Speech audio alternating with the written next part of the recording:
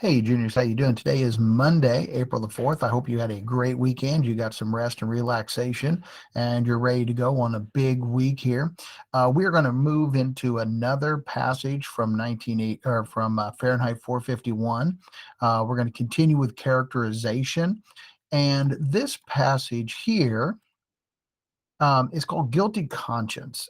And so Montag in this passage, we see two places where Montag really has some issues, really has some mental conflict or some deep conflicts going on inside of him. And the first has to do with the beginning of the passage when he is describing and looking at, and he is with the mechanical hound. So in this future dystopian society, people that needed to be hunted down by the government or whatever, they used the firemen, and the firemen had these mechanical hounds. It apparently looked a lot like a beast, kind of like a wild dog or something, but it was mechanical, like a giant robot. And they would send this mechanical hound out to find the person.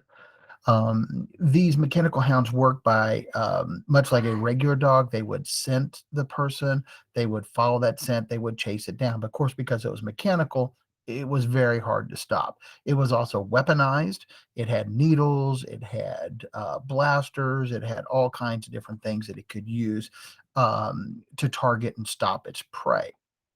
Montag in this section is very nervous around the mechanical hound. In fact, he actually thinks the mechanical hound is out to get him. Now, his boss, Beatty, says, "Oh, no, that's not the case. It only works on the scent that we give it. It's genetically programmed. It cannot, it doesn't feel anything. It doesn't think. It only acts on a scent that it was given." Beatty seems to be convinced that no, there's nothing to this worry that Montag had. Montag, though, is very worried about this beast, seems to be very put out by it. Later in the story, we learn that they actually sick the dog or the mechanical hound on Montag. Montag actually later on is chased down by one of these beasts. Um, so it's kind of like a little bit of a foreshadowing, but it's also a lot of guilty conscience here.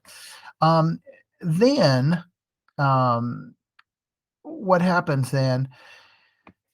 We get a bit of needling by Beatty. Beatty just kind of pokes at him a little bit and just keeps kind of driving him a little bit.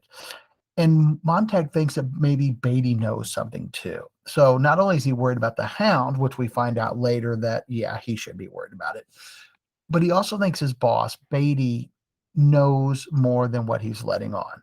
And Montag is very worried about that. So we see a lot of guilty conscience in Montag in this passage. Our goal today is to read and annotate this text. We want to make sure that we have a good handle on it. As you are going through, we do have some questions for you, which look very similar to the ones that we looked at last week, in which we're looking for character clues about Beatty. And we're looking for three different things about Beatty. Um, Three different things that Beatty does or says, or something about him that we see, and what does that reveal about him as a character? That will be what we want to work on today. Again, it's just a continuation of the characterization that we were working on last week. Um, as always, make sure if you have any questions, you're reaching out to Miss McGuire or I so that we can help you. And then if you are not here today, if you are absent, this is a practice assignment, so you will not be expected to make this up. Good luck, everybody.